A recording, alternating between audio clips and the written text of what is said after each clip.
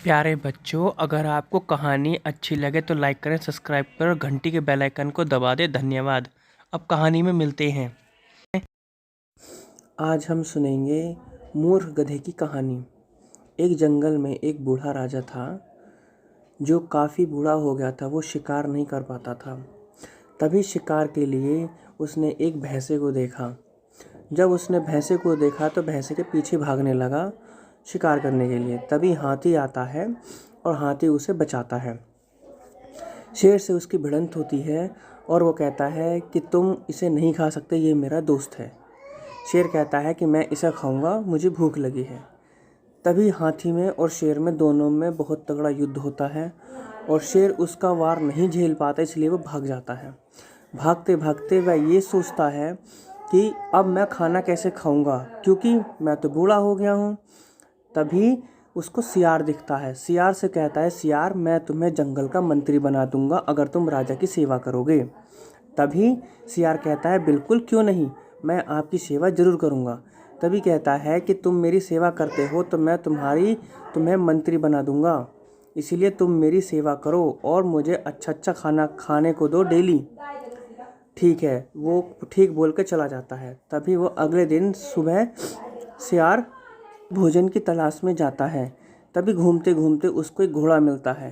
घोड़े से कहता है, घोड़ा भाई मुझे जंगल के बीचों बीच ले चलो, मैं थक गया हूँ। वो सोचता है कि नहीं, ये कुछ चाल चल रहा है। तभी वो कहता है कि नहीं, मैं जंगल में नहीं जा रहा, मैं किसी गांव में जा रहा हूँ काम से, आप किसी दूसरे घोड़े की सवारी ले लो।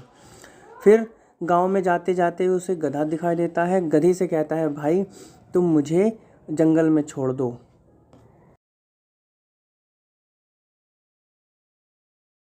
कहता है, नहीं भाई मैं तो जंगल में नहीं जाता, मैं तो यहीं खाता हूँ और यहीं रहता हूँ। भाई आप तो बहुत बूढ़े हो गए हो और कमज़ोर भी। हाँ भाई, क्या करूँ, मालिक खाने को देता नहीं है और जंगल में जाता तो क्यों नहीं भाई, आप मेरे साथ जंगल में चलो, तालाब है, तालाब के पास बहुत हरी हरी घासें हैं, आप वहाँ पे खाना, और वहाँ 3 गधैया भी हैं जो अपने लिए पति ढूंढ रही हैं। उसने कहा, अच्छा हाँ, पर मुझे वहाँ जंगल में खा जाएंगे, तुम्हें कोई नहीं खाएगा, मैं तुम्हारे साथ हूँ। इसके बाद वह उसके साथ चल देता है।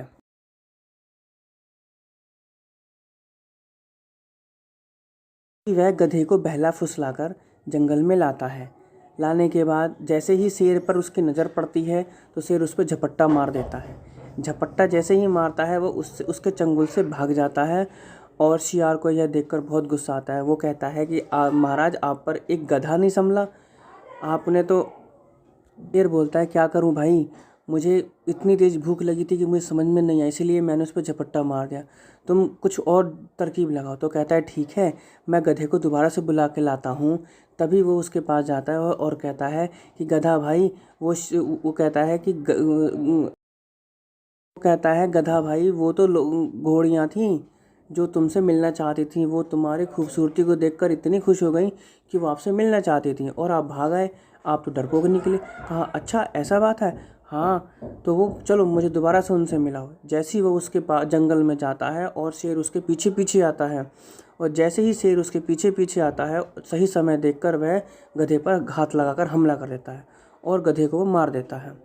इसीलिए ये कहानी की सीख यही है कि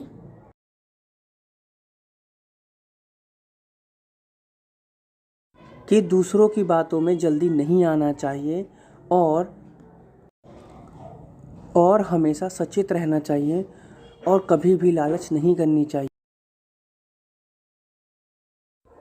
बच्चों, ये कहानी आपको अच्छी लगी हो तो चैनल को लाइक करें, सब्सक्राइब करें, और मैं आप सब के लिए इससे भी अच्छी अच्छी एनिमेटेड वीडियो लेके आऊँगा।